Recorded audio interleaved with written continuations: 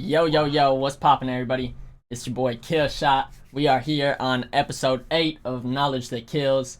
We've got a very special guest joining us tonight. He goes by the name of Dillo. But before we get into that, we're giving away a full baby audio plugin suite live on the stream tonight. All you have to do to win it is be here live, right here, right now. With no further ado, let's get into our awesome interview. Drum roll, please. Welcome, Dillo. Hey, what's the deal, Killshot? What up, gang? How How are doing today, you, man? I'm excellent. How about yourself, bro? Same, blessed, trying to make it, trying to live, just living our life the best we can. Amazing. Glad to hear it, bro. Yes, Um, sir. me and you became friends probably just about a year ago now. Really? It's felt like forever. I know, right? It's so crazy. So much has changed, but ever since the Man, beginning, you've always been just so helpful and friendly and willing to turn me on to like the information to help me excel in engineering. And that's why you're here tonight. I Uh, appreciate it. And it's an honor, too, because the people you've had on here are some major, major, major people with some major gems. So me being here, I'm still kind of like, I don't know why I'm here, but I appreciate you. So thank you, Killshot, for real. Absolutely, man, anytime. And let's find out why you're here. How about we start with how you got into engineering? Did you grow up in music? Did you just kind of stumble across it? Were you trying to rap before? How did that happen? So I was in choir and stuff like that when I was like a really, really small kid, like in elementary.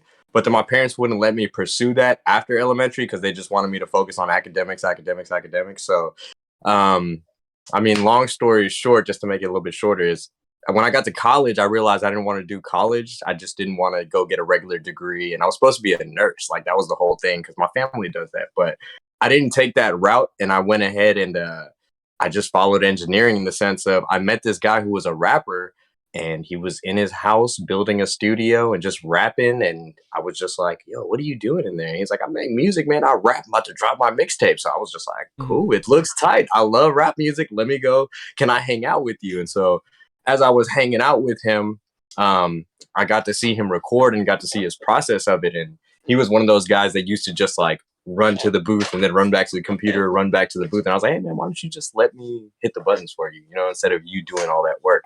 And so as I started tracking for him in a sense, I was just hitting the record button. It's like I found this love for it. I found this random little yeah, I was really into computers at the time too. So it's like doing music, doing computers. It's like, oh, this is kind of like perfect for me. I'm really good at computers. I really love music. Let me see what I can do. I went and got an internship and did that for about a year and a half, scrubbing toilets and cleaning floors. And I've been freelancing ever since, just branding myself, trying to put myself in the right doors in the right rooms. But most of it has just came from this random like life put me here. Like I was kind of at my ends at life and like where I didn't know. I was just so lost in life. I didn't know where I was going to go or what I was going to do, to the point where just life just grabbed me. I was like, here, try this out, check this out, go Mm. work with these guys real quick and go see where your life can go from there. And I stuck with it and we thugged it out this far, man.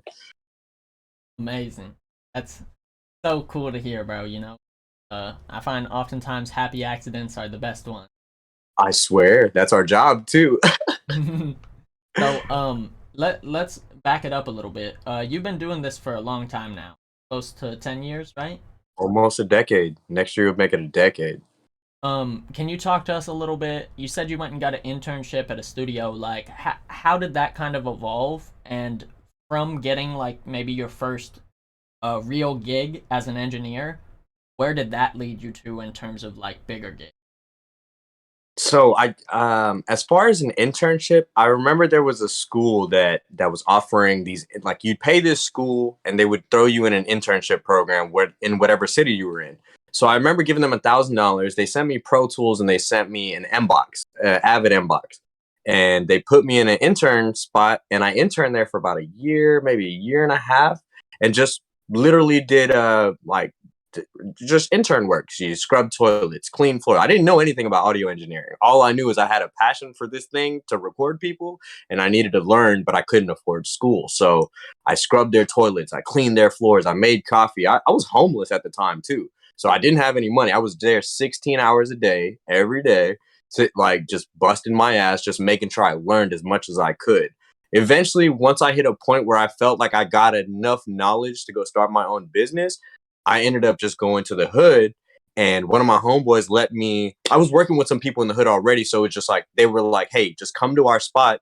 You can just build yourself a studio and go crazy." It's like, why intern for someone when you can do this for yourself? You've learned enough. So I built a studio with my bare hands and a bunch of, like, I freestyled it, bro. I freestyled a whole studio with no knowledge and gear sluts, and it led to. I mean, I was down the street from TSU, and for anyone knows the TSU is a huge HBCU. So there was a lot of people at that time who wanted to become artists and things like that. So I would literally let people just come to the studio and just be like, come on, just come record. I'm not going to charge you. I'm not going to take anything. I just need to create a brand. I need to create a name for myself that I am a recording engineer and I do offer these services. I'm not able to charge anyone now because I'm learning, but at the same time, I know I can offer you something that, that you'll appreciate, and eventually down the road, you'll end up paying for it. So that was a lot of the grind. I did that for a good like 4 or 5 years of just finding the next independent artist, the next independent artist, the next independent artist. And then I started linking up with producers.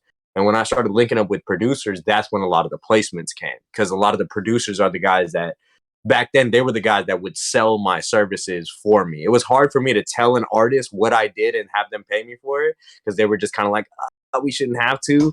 But my producers would be like, no, the only way you're going to get a beat from me is my guy that records and mixes it too. So a lot of the producers ended up really pushing me and pushing me through. That's a huge Yeah. cheat code, Oh, bro, producers are engineers' best friends. That is a cheat code. They appreciate, they understand, they know what our job goes in, like what it takes to do our job. So at the end of the day, they're always going to love and respect. They have a lot more love and respect than, no disrespect to anyone, but then most people do for our role. Certainly. That's so important too, like people being able to understand where you come from, see things from your perspective, especially in the music collaboration area. Like you don't want to work with people who you can't see eye to eye with. Right. It's because it gets tough, it's you don't want to have to sit there and explain why you're valuable. That should never be the job. The job should never be to explain why you're valuable, why you should have to do, like, no, it should be like you said, it should be mutual. It should be mutual and understood that this person brings this to the table, I bring this to the table. Let's collaborate, or let's put it together and let's make something happen out of it. So I agree with that, man. It definitely needs to be a mutual situation for sure, for it to be good music. Absolutely. So, Mhm. you grind out 4 or 5 years of learning. You've now perfected your process, or at least gotten it, most of the way there.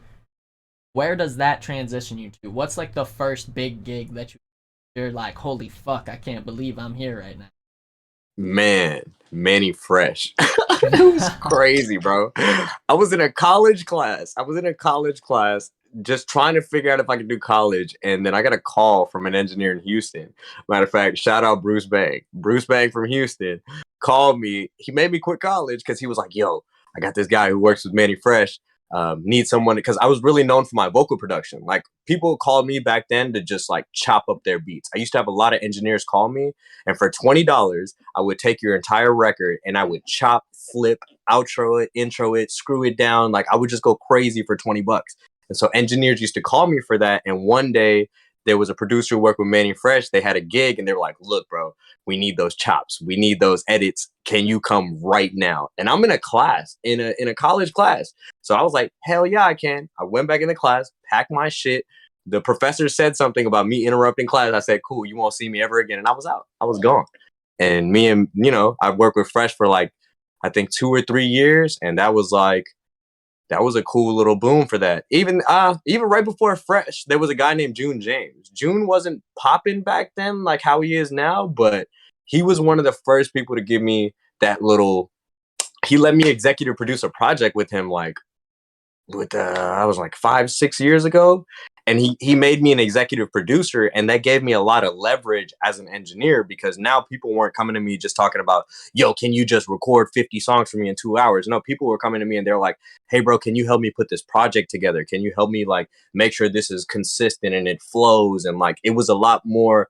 I was given a lot more freedom and a lot more authority over people's music, compared to just being, oh, you're a recording guy, shut up, you don't know anything.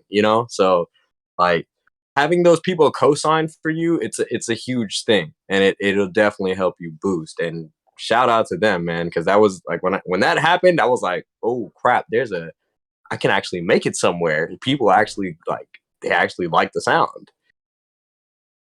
That's that's so awesome to hear, man. It's got to be exciting, Like I can tell, like even so, I remember like some of the first big gigs I had, and it's still just like, man, I remember when like I didn't know shit. I felt like how was I gonna get there, and then one day all of that just changes for you, and next thing you know, you're Right. like, holy shit! You look back at all the stuff you've done, and it's amazing. The craziest part is I don't know if it like for maybe it's the same with you, but it's you don't even know when that moment happens. You literally just gotta hustle, hustle, hustle, and then one day your brain will be like, oh shit, I did all that back then. Like it's just the hustle. As long as you're just going and driving and pushing and pushing and pushing, like you really won't even notice when those moments happen. Because I didn't know the Manny Fresh thing happened until like 3 years after working with him. I had to sit down and really like assess, like, yo, I really came from nothing. I used to eat out the trash can to learn this. And now I'm with one of the biggest producers in the entire world, hip hop producers. And I'm his personal engineer. So it didn't hit me until doing 3 years of that gig. Until people were like, bro, you're with Manny Fresh, you're with this person, you're with that person. I'm like, oh crap, I am with all these people. Like, I didn't think about it. I'm just trying to get better. I'm trying to get to Ken Lewis's level and Bob Horn's level and like all these big guys. I'm trying to catch up to them. So, like, in the midst of the hustle, you kind of forget, like, yo, we came far, extremely far. Most definitely, man. And gosh, I can And relate that's so your much. journey. Watch, like this is just the start. Just give it like 5 years. You're gonna be like, damn, you saw Killshot buy a private jet? Like, how? How? Where is Killshot at? Appreciate it, bro. I want to talk about, so you're with Manny Fresh. This is in Houston, correct? Hmm. So you end up moving out to LA after Hmm. working with Manny for a few years, as well as a lot of other people. You're also freelancing and stuff. How does Right, that LA bridge happen? And like, what are you going through at that time in your life? dude. I was broke. I was broke, and the bridge happened because my homeboy CQ. CQ is another engineer from Houston. We interned together, and he's Tyga's engineer now. Dude has a diamond, like he has a diamond plat. He's OG. Nah, I fuck with CQ. Shout out CQ, but he is my plug. He put me in the door in LA, and he just gave me the opportunity. He was like, "Look, man, I got an opportunity here. You, because you're able to handle higher level like celebrity clients, I trust you to come do this gig. Can you come cover for me for a week?" So I didn't ask for nobody paid for my flights, anything. I didn't have any money. I had to pay $2,500 to go work out in LA. It's like of my own money to go get this work in LA because nobody was like, we never talked about pay. Nobody talked about flights. Nobody talked about housing, anything. They were just like, CQ was just like, yo, I got an opportunity. If you can get out here and come to these sessions, then this could be something for you. So I said, cool. I went and borrowed $2,500 from my best friend Polo, and like I flew out to LA and I did the gig, and a couple months later YG called, and YG was like, yo bro, that stuff you did in that session, I want you to be my personal engineer and come work on my new album. So that $2,500, at first I was kind of like, man, I don't know how I'm gonna pay this back because it's already a struggle, but man, it ended up coming back like 20-fold. Oh Wow. my gosh, like ridiculous how much it came back from just believing in it and just from CQ believing in me. So shout out to him. And shout out to people that give me a chance. Damn. Mhm. That's awesome. That's so amazing, man. And shout out everybody providing opportunities and chances for the people around them as well as people who they see are passionate about their craft and stuff. Because at least in my experience, my engineer friends are the ones who typically plug me with the best and coolest gigs. So, Hmm?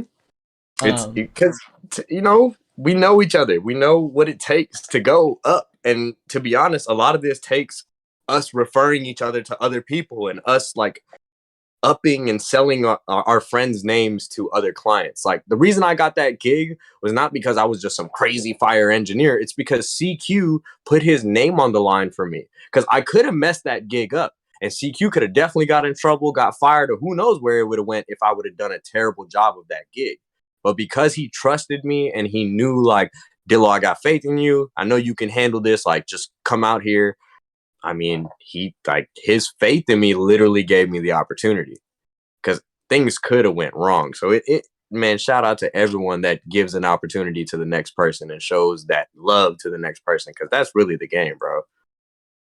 absolutely, man. I want to talk about so now you're in LA. YG wants you to be his personal. How does that work? What does a day in the life of recording YG look? Uh, it was cool. YG's not like other artists in the sense of he just like wants to freestyle off the top of the head for 15 hours straight. Like he's not that type of artist. He's definitely a very like he wants to think about what he's gonna say. He's gonna write it down. He's probably gonna write like 4 or 5 verses before he ever gets on the mic. So with YG was more it wasn't as like I don't know, it wasn't as like on the clock. Come on, we got to record every single bar that hits my brain, and you have to figure it out. Like, nah, it was super chill. And the craziest thing with YG is when I moved to LA, quarantine happened and pandemic happened, so I had to live with YG. So like, I'm with this whole stranger in his house and living with him doing this project, and it was super cool, bro. Like, I got cool with his mom, his dad, everybody, like his fam. It was a I felt like I was in the South still for once. Like even though I was in the LA, I still felt like it was in the South. It was very like homey and it's very like you know what I'm saying? It was just us. Like it was very like just us. Because nobody could really come over. Everyone's getting sick and everybody's worried. So it was just me and YG locked in a house for 4 months, just recording as much music as we can, drinking Don Julio and shit, going up. It so, was crazy. amongst the music that you recorded with him, My Life 400, you did that whole album, right? The whole album.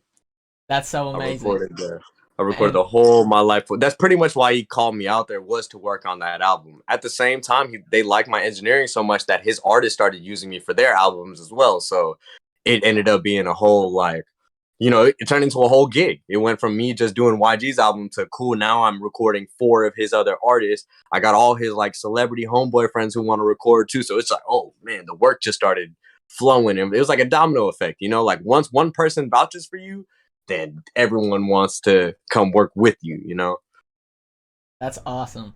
Um, It was crazy. Hell of an experience, like some movie stuff, bro. It's just, like stuff that we say we never thought when we started that we would be able to do. So, like, I never in my thought, from my mouth, would it say that I would have said, like, I lived with YG. I've worked yeah, with the Isley brothers. I've recorded Tiger, like, I've worked with Diddy before. Like, this is I never thought, man, because I watched these people on TV and I was just a fan. But if you put in enough work and you get the right people to vouch for you, wow, sky's the limit. I swear to God. amazing, amazing, man, for real. I I'm curious. swear. On the My Life 400 album, do you have a favorite song in particular you worked on? Um, I think Jealous is my favorite one. The intro song to that album. I really think that song should have been bigger than what it did end up doing. Again, I don't know how the whole marketing and stuff goes on with that, but I feel like that record was like when YG recorded that song, bro. I like if you go back and listen to that song, he's really talking some shit on there. Like that man is Mm. rapping his ass off, bar for bar for bar for bar. And when I recorded that, I every time he would spit a fire bar, I would look at this man like, yo, what? that was great. That's crazy. And I kept telling it, bro, at one point they were gonna cut that song off the album. And like I was sad. I was sad as hell for like a week. I was like, no, they can't do it, man. I gotta fight this. They gotta let that one go. And that I think that's my favorite one because not that was the first song where I really got to flex my chops as far as like my vocal editing and my stutters and stuff. Like I got to spaz on that. But at the same time, that man was rapping so hard, and it was just like, yeah, it's this has got to be a single. This has got to be that one. And I mean, they did it. It didn't do as well as I thought it would, but that's my favorite one on the record, man. That Jealous record. I felt like that was my song. You know what I'm saying? Like I felt like I was a feature on that song because of how much I put into it. That's awesome, man. And you know, that's really so cool too whenever you do get that deep in the process, because I'm sure sometimes you can relate, like you just record the shit and you're like, on to the next. Right. And then there's Right. sometimes you really get that creative control, and it's good to have that trust with an artist. That artist Right. is like, I know Dillo is gonna add to my project. He can do whatever he pleases. Right. And it takes a while. It definitely takes a while. But once you have that trust, man, it makes the gig so much easier. Because the hardest thing to do as an engineer is like try to let your creativity out when someone doesn't trust you. Because they're going to be like, no, no, no, I didn't. Multiple times when people didn't know what I could do or who I was as far as an engineer, they would be like, no, no, no, don't do any of that until I ask you. Like, don't do anything until I tell you to do it. And they'll end up telling me to do the exact same thing I was planning on doing. And it's like, oh, okay, you just didn't trust me to do it on my own. Cool, let's build that relationship up so that next time when you come in, they're going to be like, hey, Dillo, just go ham, bro. I just want you to just like whatever hits your brain, just let it out. Just let loose, and then we'll come back and edit it. And so I'm like, cool. That's like, it's all about trust. If you don't have that trust, that's why a lot of engineers hold back, is because they know they don't have that bond with their artists. So they don't do the chops they should do. They don't do the beat drops. They don't do the cool stuff that'll make them like, that'll make the client go, whoa, that's crazy. And it's like, yeah, because you have to build that trust. You have to, and not even, you have to build trust, but at the same time, you got to be confident in yourself. As an engineer, one thing I do want to stress, engineers need to be 10 times more confident in themselves when it comes to running a session. Like, if you want to beat drop and beat chop and do it. You know what I'm saying? You shouldn't be looking over your shoulder. And like, there's too many sessions I've been in where engineers are too nervous to show off. Like, why? Show off. Like, be a Pro Tools DJ live in the session and make people go, whoa, oh, because that's what I eat off of. Like, my whole thing is, I don't care what you're going to say. I'm going to take your record and I'm going to flip and I'm going to chop it up. As much as I hear, I need to chop it up. And then if you don't like it, we'll just undo it. You know what I'm saying? It's all good. But at the end of the day, you know that I have that capability because I let loose. Absolutely. That's amazing, man. So inspirational too, you know, because shit, I even fall victim sometimes of like, or they wanted me to click this right now, or Right. you know, so Right. just driving the boat and having the confidence to know like I'm a fucking good captain is Hell yeah, you are. And at the end of the day, you can't forget you have an undo button. So like, if things go bad, just undo. Like, we're not working on tape. Just, you just let loose. Like, I tell a lot of people, just let loose, because when the artist can feel that, artists can feel when you're putting that extra into their song, and when you do, oh, they appreciate you so much more, because they're like, bro, I was thinking about that, but I didn't know how to articulate it to you to do it, but you did it already. Like, oh my gosh, that's so like, that's that. Yeah, I got you. Say less. I got you. Say less. It's here too. I hear what you want to do. I'm gonna do it for you. I'm not gonna wait for you to tell me to do it. amazing. Gem City. This Hey. is, I'm cueing the sound effects. Hey. So I wanted to move on to a couple other artists that you've worked with who are, some of the most iconic in history. One, Mr. Scott Storch. Could you talk to Wow. us about how you got involved with that, and also maybe some of the things you've done for him? Shout out Patrizio. Chris Brown's engineer, and engineer himself. That man, he called me after I was on a break from my YG gig, and he was like, yo, bro, Storch has some sessions. Would you mind engineering them? I was like, what? Scott Storch? Hell yeah, I'm down. And so I mean, I had a session with Storch, and from that first day, he was like, "Are you available tomorrow? Are you available all week? Like, what's going on? Like, can you just come record? Like, I want you all week." And at that time, he was trying to like, I was busy with YG's camp, but Scott was like, "Yo, bro, you need to come. Like, I got gigs over here too. Like, come rock with me, and I'm gonna take care of you." So I built that relationship with Scott, and it was like, man, that is one of the most musical people I've ever met in my life. Like, it's crazy how his brain functions. Because he'll tell you, Scott has said multiple times in my sessions, like, I don't know shit about music. I just know how to play this shit the right way. Like, you know, he'll tell you, like, I'm not all into music theory and I'm not talking about chords and progression. That he's just like, bro, if it feels good, it feels good. And he literally just plays from emotion. And then when he starts playing, it's like, oh wow, you're playing like you're amazing. It's different, all right? And then you realize, okay, this is why you are who you are.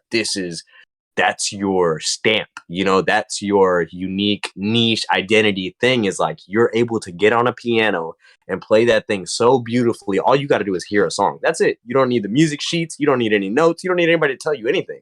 You just need to hear the song 2 or 3 times and he'll play it out to you. I'm like, oh, that's different. That's different, bro.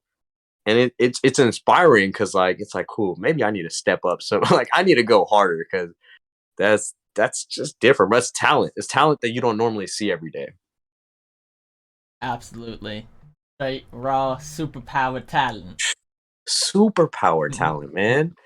These guys here, it just comes from emotion. Like it's not like, you know, it's all emotion. And that's like if you can get the right raw emotion out on a record, that's when these hit records come out is what I realized. Like the biggest records I've worked on have always been the ones that came from pure emotion, like the most emotional point of where that artist was coming from, that it spilled onto the record so much that it made it a hit. Absolutely, man. You can't fake the feeling, you know? You can't. And people can tell if you're faking it. Right. And you know, me and my homies were talking about reading it off the phone, you know? It's like commentating something, reading it. Like you don't read with a feeling. Same way, it's like that's why people misperceive text messages. When you say something and you read something, it sounds completely different. Correct. 100% correct. Yeah, exact same thing. Yeah, that's the best way to explain it actually, right there. It's the same concept. For sure. Do you have maybe a favorite Scott Storch like record you've worked on, or maybe one particular experience that you're like, oh, this was so fucking cool, we did? Bro, there's been so many. Cause like Storch being, and the other reason I love producers so much is it's always new music. It's always new clients and new artists. So like with Storch, I've worked with like, we had a session with Quavo, Sid from Internet Money, Burna Boy, Davido. Oh, my favorite session with Storch was with Davido. Davido came there, Nigerian artist. For those of you who don't know Davido, please go check. He's a huge Nigerian artist, one of the biggest. And he came to that session, and the session started off with him looking at my Pro Tools template, and he said, "You use Pro Tools? Oh no, we don't like Pro Tools users." And he was being serious. And so apparently I think his engineer uses Logic. So he's only comfortable seeing Logic screen. So at first he was like, "I don't know about you, man." And this DeVito is like, "I don't know about you, man. You use Pro Tools. Like we haven't had good experiences with Pro Tools engineers." So I was like, okay. I mean, I was like, this is all I got right now. Just give me a shot. And, you know, if there's a problem, let me know. I'll fix that shit, whatever.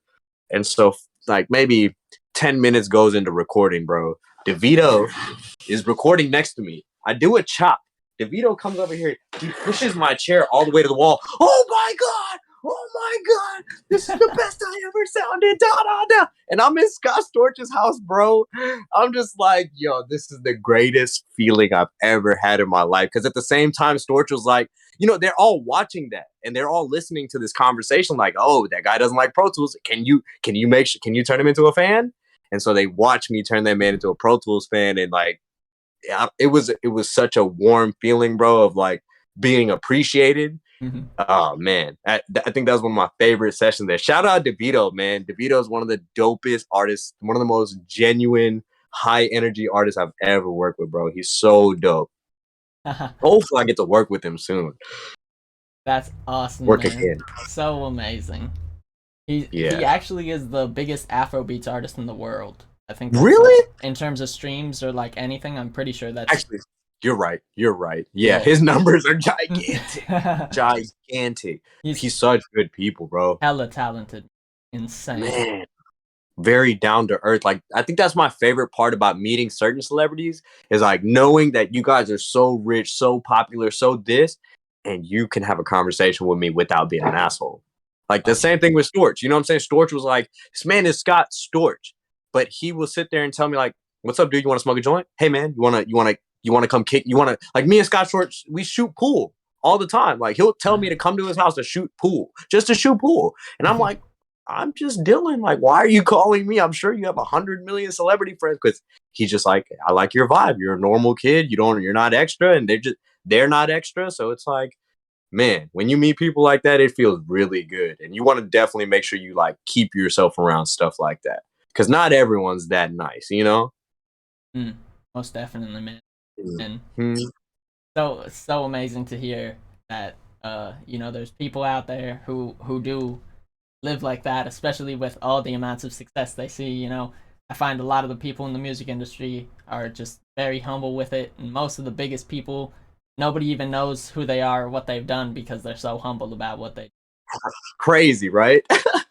Just normal people just getting a bag. do every That's day. live. I wanted to move on to the last artist before we get into some plugging in gear sauce. You've recently been working with the Isley Brothers. You got to tell me, what is that like? Dude, man, Mr. Isley, both Ernie Isley and Ron Isley are like before their music talent or anything. When I first walked into the room and I sat in their session, I was just kind of absorbing it on the first day. I literally got to see at least 5 different generations of people come pay respect to Mr. Isley and both the Isley brothers in the sense of like, man, these two guys created like how many humans on this earth from their music? Like they set off, there's a bunch of kids on this earth from their music. Like they created a whole generation of kids from their music, and just to see that level of influence, like Mr. Isley taught me that the legacy is not really about us. It's about what we do for the next generations. Because I got to watch all these big name people. Like I met Drake's dad.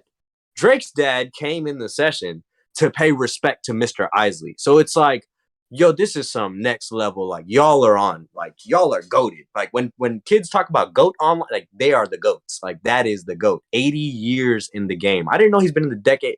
He's been in the game 80 years. Wow. What? Wild. What? And the fact that at this age, that man can still sing like he's hands down one of the greatest singers I've ever like. I don't think I'll work with the greatest singer ever because I don't know anyone who will hit that age and still be able to sing like that. So I think I give him hands down. I don't think I'll ever be able to work with another singer like that in my life just because they don't make them like that no more. Unfortunately, that man is like it's crazy because he's a history book. That man is a walking history book, and to be able to record him and even sit in his sessions and he gets excited about my work, like it just blows my mind, bro. Because it's like what you sunned us, you know what I'm saying? Like it's crazy. It's an experience, man. Another set of like people that are so humble, so kind, so like loving. You know what I'm saying? Like as much as I'm a fan of Mr. Isley, he sits there and he fans out on us most of the time. Like he's always talking about, man, you engineering guys, you guys are going hard, and you guys are like, I see you, and he'll talk about the producers and like, man, you producer guys are doing like he's more fans of us like and it blows my mind because it's like, man, you're Mr. Isley, like we should be bowing down to you, but he's such genuine people. Ernie Isley, man, he's like he's too nice, you know what I'm saying? Like he's such a nice person for being that legendary that it's an honor, bro. I still don't know how I got here, but I do realize like if you put in enough work and you believe in yourself enough, you will go places that you never ever ever ever imagined. For sure. Absolutely. That's a gem. That's a big gem. I swear. Everybody in the audience, everybody has been Hey. commenting how dope your story is, bro. How amazing, how crazy, how wild. It's really Ah! awesome. Um, I wanted to move on to plugin and gear sauce. Could you maybe run us through what the vocal chain you're recording on looks like? My actual vocal chain, so it kind of, the thing with me is very tough because I'm always in like I don't have a home base. Like I don't actually, if I'm in Houston, I'm at Oracle Studio right now, which is my home base in Houston. But in LA, it's a freestyle. Dillo gets called to go pull up to Airbnbs, to recording. It's just like whatever gear is there and whatever is there works. When I do get in a studio, my normal chain, if it's not a C800, um, it's either a 251 or a U87. It's always one of those three. Luckily, I'm blessed to have clients that like only want the top of the top. So there's those three, and then I got it normally goes into a 1073, and then that goes into a CL1B or a LA2A. Just depends on like who the client is. And having to track so many different people, it's hard to keep just one chain, because there's so many different voices to track nowadays. Most definitely. I can totally understand that. Um, what about plugins? If you're recording and you might not have your chain, you got like an Apollo you use. Yeah, yeah. And So, man, hopefully nobody rips me for this. If I have just my Apollo and that's all I got and a mic, I'm whipping out the Vox box. The manly Vox box on the Apollo. Oh my god. That's like my Swiss blade knife. Like that thing is, I don't know. I feel like I don't need much more besides that Vox box. It's all there. Like if I need a de-esser, it's there. It's an EQ built in. There's a pre, there's a compressor. It's very clean, very I don't know. I don't really notice too much of a color on it when I hit it too hard. So that manly Vox box from Apollo, they did a good job. Like I really like that. amazing. I love the Yeah, Manly Box too. it's Um, beautiful. And then I'm we have a hardware piece in here too. The hardware is just like like it's OD, but that plugin will do it too. for sure, man. I'm curious. So, once you've got your plugins recorded, do you maybe have like a go-to vocal compressor plugin that you like for I've the been mixing side?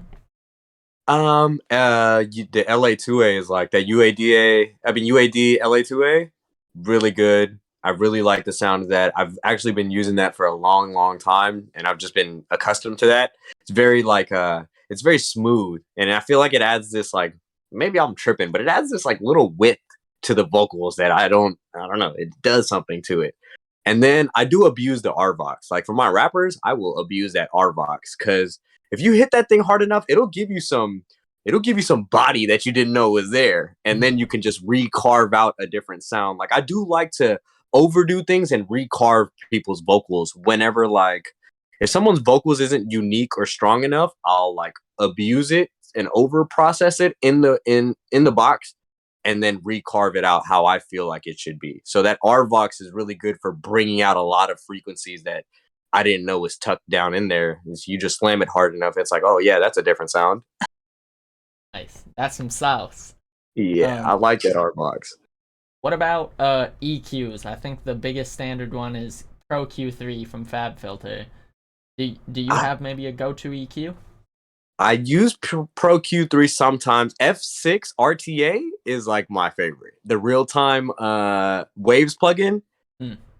just because I know it's always like me moving from studio to studio so much, it's tough for me to use like one-off plugins, especially a lot of people don't have FabFilter. I'm confused on why these big studios don't have FabFilter, but Right. majority of the studios I walk into, big studio wise, they don't have FabFilter. So I always have to revert back to the F6, the RTA one, the one that shows real-time analysis.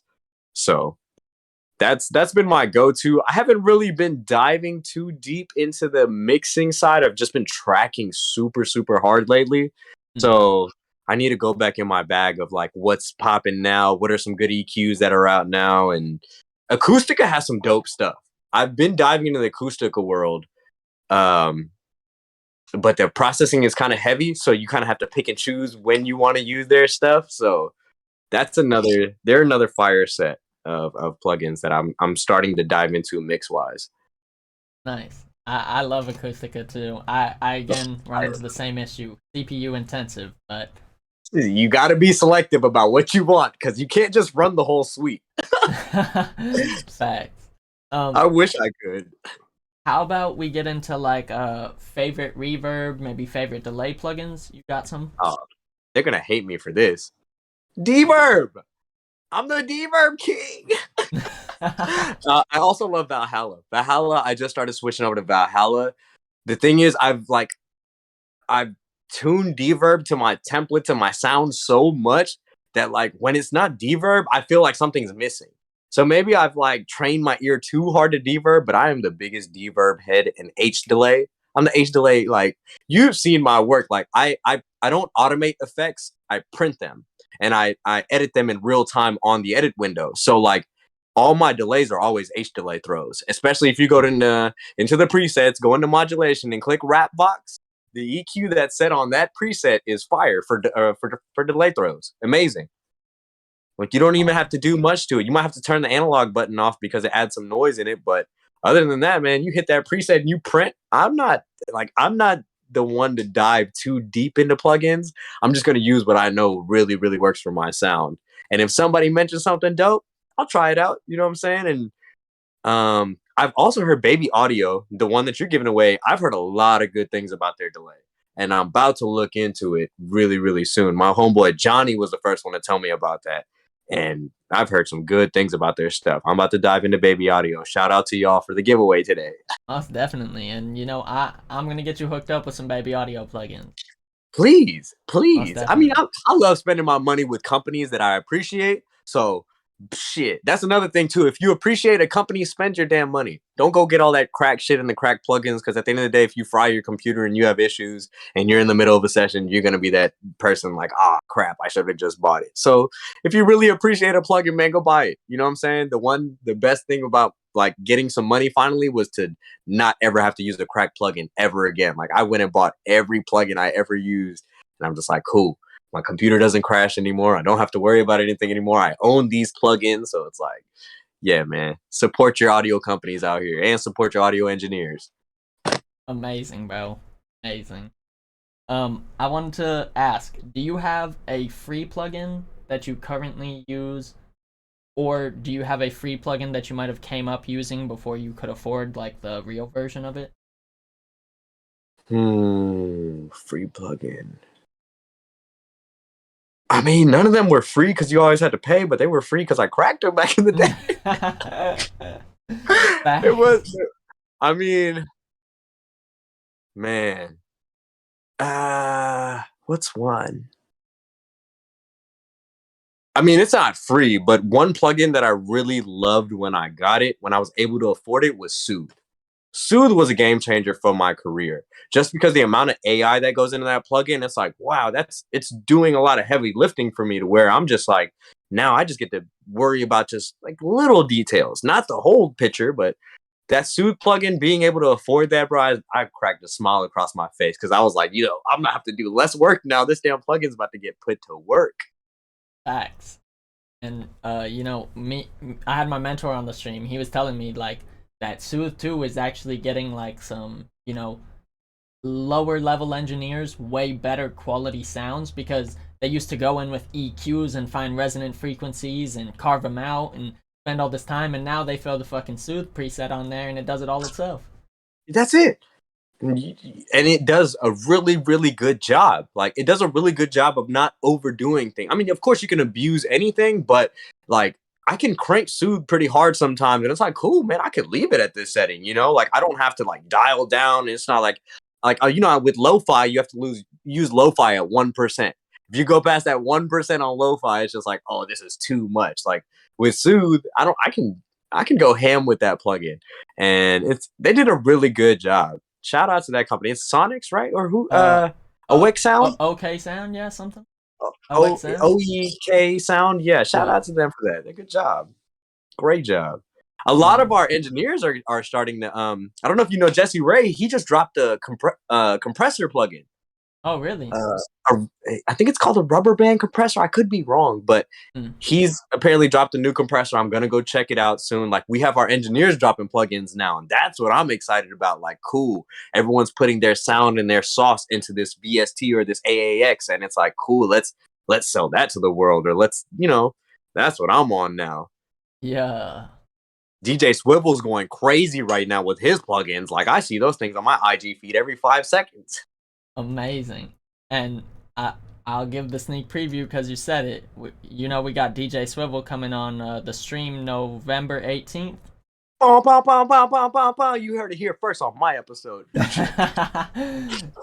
Amazing. That's a legend, bro. That's a real legend right there. Facts. Super excited, man. Super excited.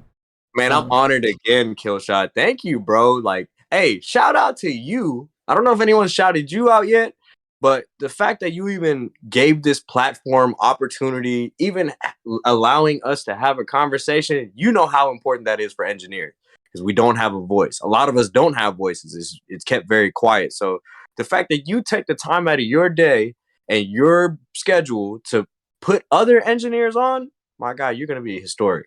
And I wish you nothing but the best. And I'm always here to watch you win, bro. And whatever you need, I'm here on a call. You are a legend, bro. Thank you again. For real. Dillo, I appreciate you so much, buddy. I love you. Man, you're a real one, bro. I wanted to move on to our next little section of the show. We're getting to the live Q&A.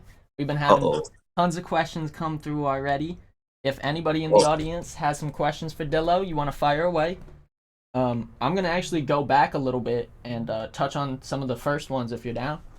Oh, yeah, run it. Perfect. Let's see. Somebody says, do you still do the beat chops, Dillo? We need those. Man, that's my bread and butter. I am going to start, I think I've talked to you about this before. Like, I'm going to hop on Twitch and start doing chops. You know what I'm saying? And just like, I'm going to hop on Twitch and just take a record and chop the shit out of it. And pretty much just tell people where my mindset is when I do things like this. So they're here every single day. You pull up the studio, there's about 1,000 of those chops happening every day. It's just sometimes they don't get cleared all the time. For sure. Let's see. Our next question is there's so many comments, I'm trying to read through them. If you could make a VST, what would it do? It would chop. It would literally I want to remake Effectrix. If anyone knows what Effectrix is, I want to make my own Effectrix. And it's going to be Dillo's Effectrix. But it's just going to do a bunch of my most common stutter patterns and my most common effects patterns. I just want to load that into a VST in the sense of like whatever BPM you're at, it's just going to spit out chops for you. Amazing. That sounds so fucking cool. Eventually, I mean, yeah, that'd be my VST form because that's just my sound. It's just those crazy effects and those crazy throws. So if I can give you a plugin where all you gotta do is feed the audio in it and it's gonna give you a fucking 16-bar loop of crazy chops, yeah, that'd be dope. Absolutely. Let's see. Our next question is, do you use auto-tune on the Isley Brothers vocals? Oh, scheisse. No. No and yes. Sometimes I don't use it for tune though. It's used for like I think the highest I go on the setting if I use it on Mr. Isley is like 100. Like it's on like the left side of the knob. For the most part, this is what I was saying about him earlier. He is such a talented singer that I feel like they created auto-tune off of him. Like, you know what I'm saying? Like that man was auto-tune before auto-tune. So he doesn't need it in any way, shape, or form. Not only that, his pitch is so on point that he doesn't miss really. Like, and if he does miss, he'll cut that. He'll stop. He won't even finish the takeout. He'll stop and redo it. Mm-hmm. So I don't have the use for auto-tune. There is a moment I've used auto-tune, but that was because we were looking for a very modern, young auto-tuney sound. And so I cranked it on that. But as far as like regular Mr. Isley records, I can't put auto-tune on there because they get mad. They'd be like, yeah, don't you disrespect. For sure. That is a legend, bro. That man does not need auto. Like that's like one of the few people I've met in my life. Is like, man, you could get through this entire session without ever needing auto tune, no problem whatsoever. They're raw He's a talent, man. pure talent, bro. 80 years old, pure talent, still going. Our next question is, what is the best Waves EQ and compressor? I know you kind of already touched on that, but in case that person wasn't here, I want It's the F6 RTA is the one that I use. That's what I use personally. The only reason I like that one specifically is has an analyzer in the background, so you can see the waveforms of what's being fed in there. And compressor wise, I'm pretty much RVox guy, just because I do a lot of hip hop work, and it's just RVox does a lot for me without me having to do much. So that's one. I've been starting to use the C6 a little bit. It does get tricky with multi-band compression and doesn't work all the time. So I don't know if I can suggest that one because it's a little trickier, but the RVox is the way to go. Our compressor is dope too. As far as Waves, those are the standard go-tos. Amazing. And the CLA 76 from Waves sounds pretty good. you like it on Bluey or Blackie? On Bluey. Real interesting. I don't know. I never. It's like an instant habit. As soon as I put that plug in on, I go to the Bluey. It's like I don't even give the Blackie a chance. But maybe I should. Maybe I should give it a chance. Just a habit of always switching over to the Bluey. I'm just like, oh, I like this sound. Interesting. And I mainly operated in the rap realm for a while, but the more I've started branching out, the more the Blackie has become my favorite. Ah, see? Okay. I gotta go give it a chance. I'm gonna go try some things because I'm about to head into a session in a little bit. So we're gonna pull all these little tricks out today. For sure, man. I Yeah, I love this conversation we're having. So cool. that's all you, kill Um, shot. somebody says best rough mix question mark. I'm assuming they're asking like what was the best rough mix you ever did? Like is there a song that it came out that was the rough mix on the platforms that did like extremely well or something? Too many that I hated. So I don't know. I don't really know if there was a rough mix that I liked. Yeah, I'm very, very, very like OCD critical about my sound, where it's kind of toxic how I am to myself about my work. But rough mix that's ever came out that I liked, I don't think there's any, to be honest. Not that I can think of off the top of my head. There are rough mixes that have came out that I hate, and I'm not mentioning those. So like sorry. I can't help you there. Awesome. Our next question is how often do you take breaks in recording sessions?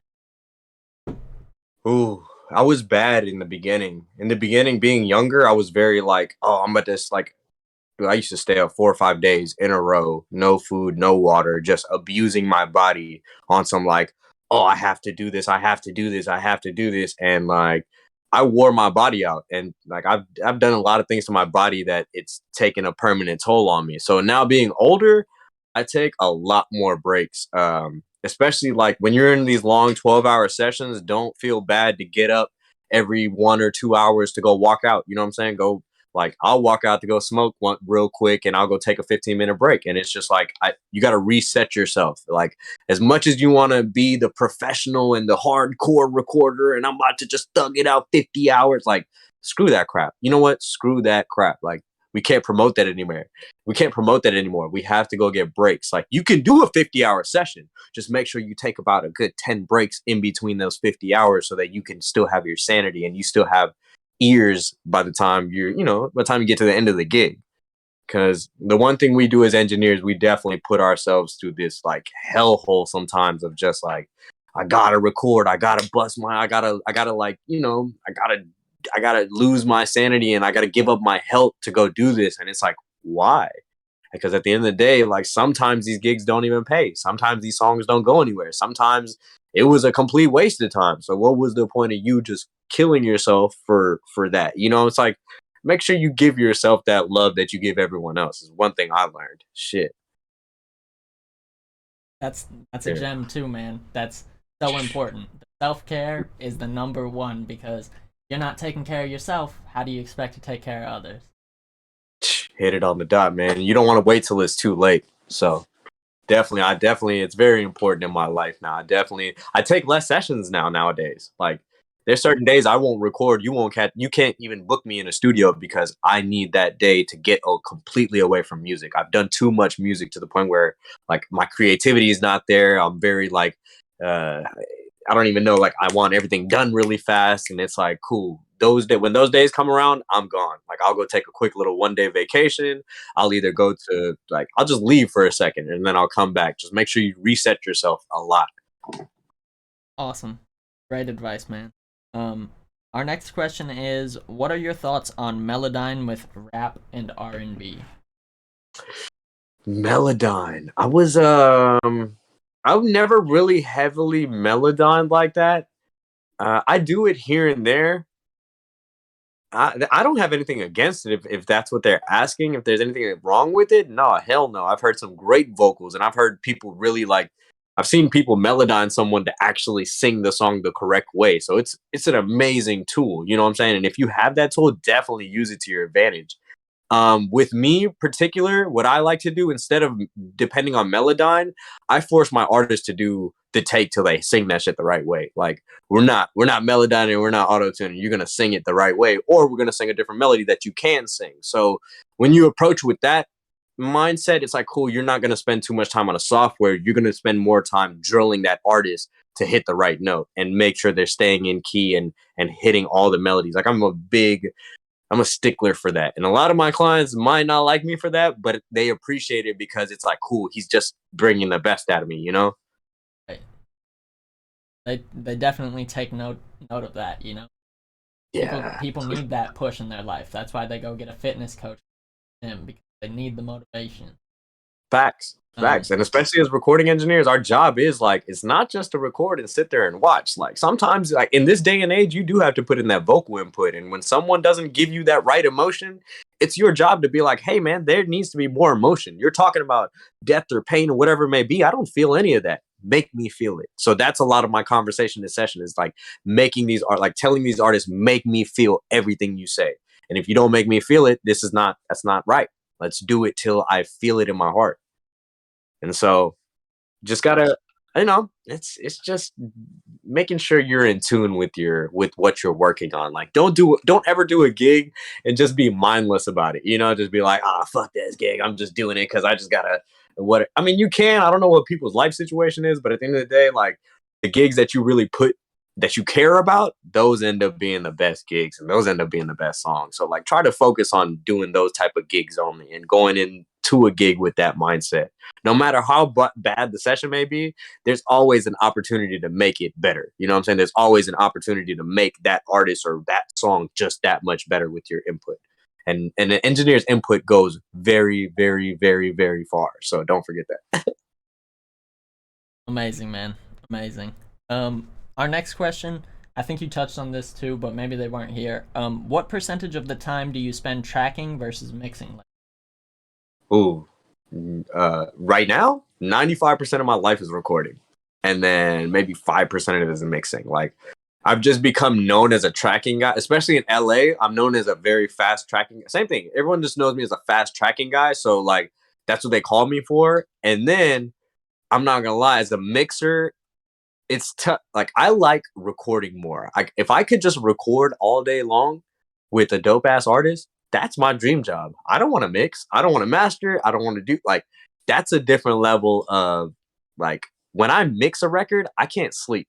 I'm sitting there waking up at night, middle of the night, 3 a.m. Oh my God, this sounds terrible. That sounds terrible. That mix is like when I record, there's no pressure on me. There's no like I don't ever have to wake up and sweat in the middle of the night, be like, oh shit, I fucked up that recording. And I feel like nah, man, it's like I track mostly now. I find more peace from just recording. So my main thing is like I have to be at peace now. And the one thing mixing gigs were very stressful, especially working with independent artists. So I was just like, cool, let me just be the tracking guy and I just refer my mix. I refer most of my mixing gigs to a bigger engineer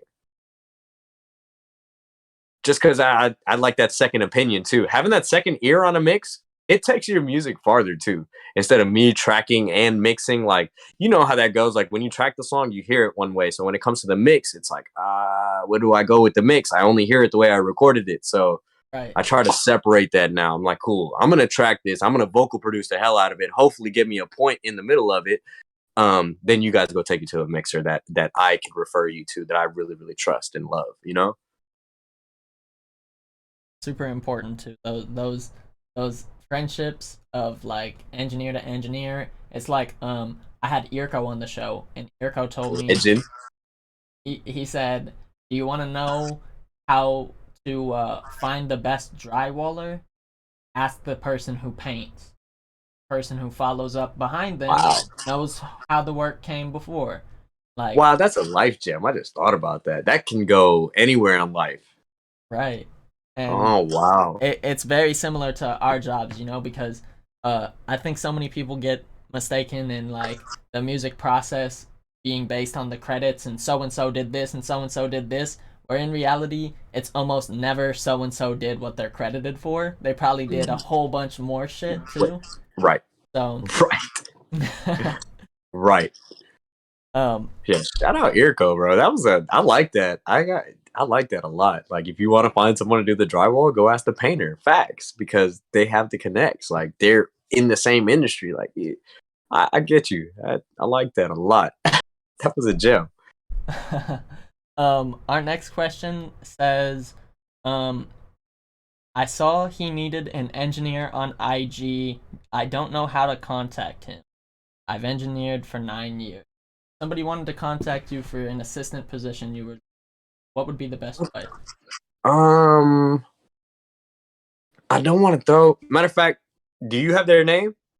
It looks That's like how I'll contact them. If you give me their, because I don't want to throw my email out there. Last time I did that, like my email is still getting flooded from YG beats, like from 2 years ago. I'm still getting 20 emails a day talking about, can you get these beats to YG? Can you? So it's like I realize I can't throw my email out there like that anymore. I mean, I'll whoever plug that you. person is, yeah, I'll reach out to you. I'll find out who it is from Killshot, and we'll talk. But for the most part, like you'll have to reach out to me through IG. I do respond to most people.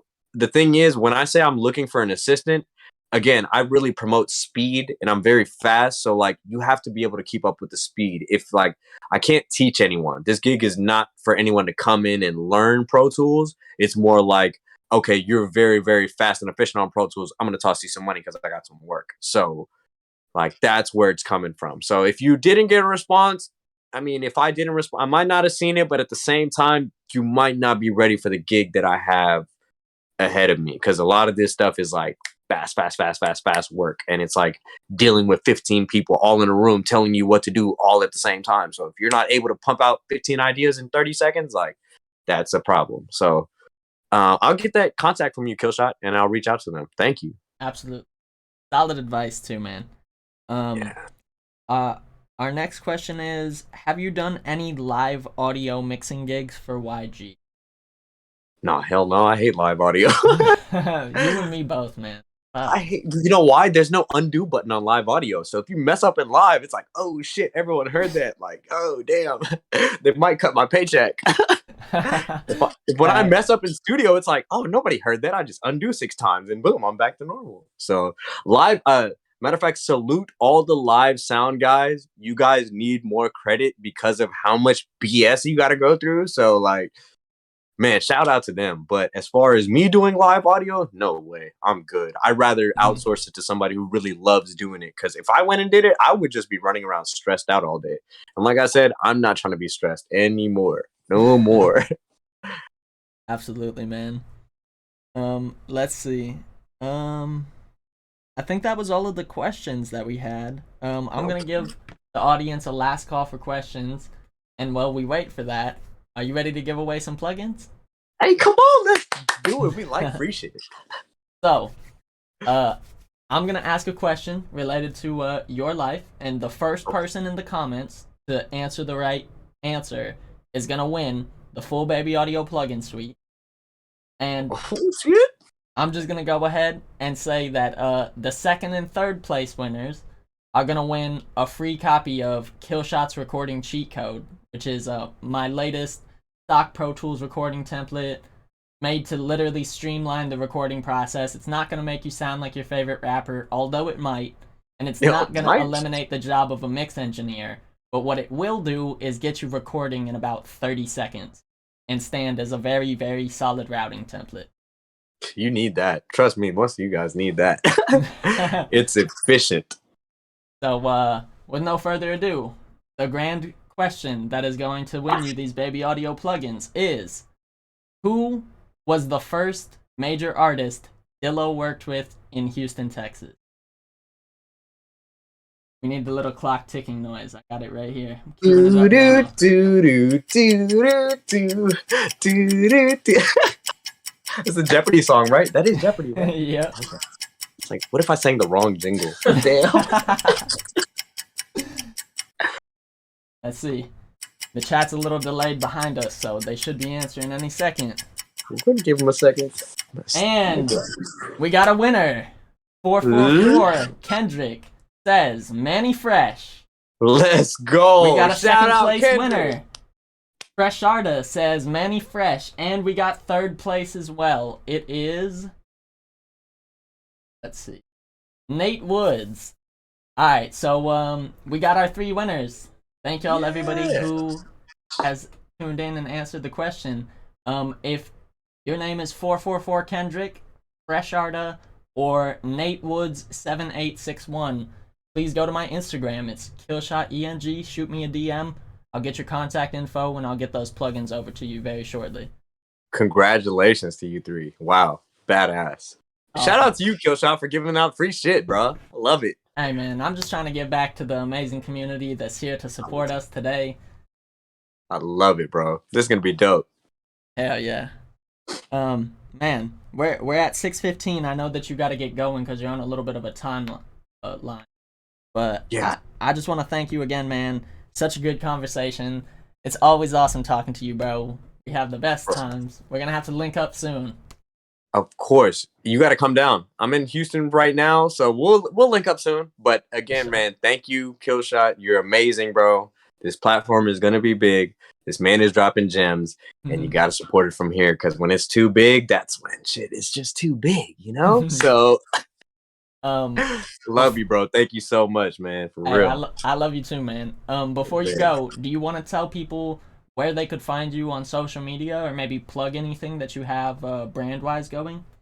At the moment, just social media is Chef Dillo on IG, Chef Dillo on Twitter. That's pretty much all I use. I do have a engineering school that I'm working on right now. Nothing out like public or anything like that. We're still in the works, so just keep a lookout for that. You know, follow me on IG. I'll definitely post updates on there. Well, hey, buddy. Thanks again. I hope to talk to you soon. And awesome. Everybody give a round of applause for Dillo. We queuing up the cheering sound effects right now. Oh! Love you, bro. Thank you again, Killshot. Peace, bro. I'm gonna catch up with you soon, all right? Yes, sir. Peace out. And for everybody here right now, I want to say thank you so much for tuning in to episode 8 of Knowledge That Kills. Oh yeah. Now, if you enjoyed the show today, make sure that you tune in next week. You know why you want to tune in next week? Because we have a very special guest. You know who our special guest is? I know you don't know, so I'm going to tell you. We have Mr. John Marie Horvat joining us. John Marie Horvat is a legend in the audio game. He's worked with people like Teddy Riley, Michael Jackson, Destiny's Child, and the Backstreet Boys. Next week, we're going to be doing some more giveaways. Can't tell you what yet, but no. I'll be announcing the giveaway live on my Instagram. Make sure you follow me on Instagram as well as on Twitch so you can stay up to date. If you enjoyed the stream today, please like, please share, please subscribe to the channel, shoot me a follow. Please do what you can to support. We're out here getting it. I'm trying to continue growing the platform, providing dope content for y'all. And yeah, I just want to say thank you so much. I hope y'all enjoyed the show. And I'm going to see y'all next week. Peace. I'm gonna hang out for one more second. I want to go raid somebody's channel. So if y'all want to hang here with me, that's what's up.